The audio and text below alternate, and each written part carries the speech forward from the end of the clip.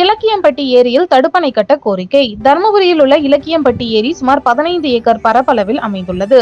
கடந்த பாலக்கோடு ஸ்ரீ ராம் சில்க்ஸ் வழங்கும் தீபாவளி அதிரடி ஆஃபர். தீபாவளி ஆடைகள் அறிமுக விழா அக்டோபர் 1 முதல் அக்டோபர் 16 வரை. ஜவுளிகள் வாங்கும் வாடிக்கையாளர்களுக்கு மெகா அதிரடி பரிசு மழை. சுப முகூர்த்த பட்டு ரகங்களுக்கு 30 முதல் 40% தள்ளுபடி. குலுக்கல் முறையில் தேர்ந்தெடுக்கப்படும் வாடிக்கையாளர்களில் ஒரு அதிர்ஷ்டசாலிக்கு அழகிய ராயல் என்ஃபீல்ட் புல்லட் 1 பரிசாக வழங்கப்படும். KGM groups, MG road, Palacode, Dharmapuri மாவட்டம்.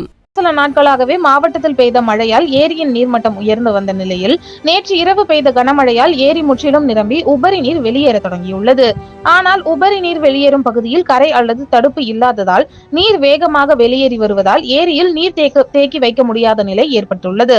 இதனால் கோடை காலங்களில் நிலத்தடி நீர்மட்டம் குறைய வாய்ப்புள்ளது.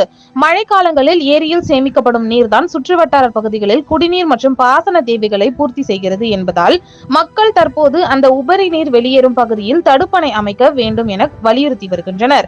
தடுப்பணை அமைக்கப்பட்டால் மழை காலங்களில் கூடுதல் நீரை தேக்கி வைத்து நிலத்தடி நீர்மட்டம் உயர்த்த முடியும். நீரிழப்பை தடுக்கும் வழியாக கோடைக்கால தண்ணீர் பற்றாக்குறையை தவிர்க்கலாம்.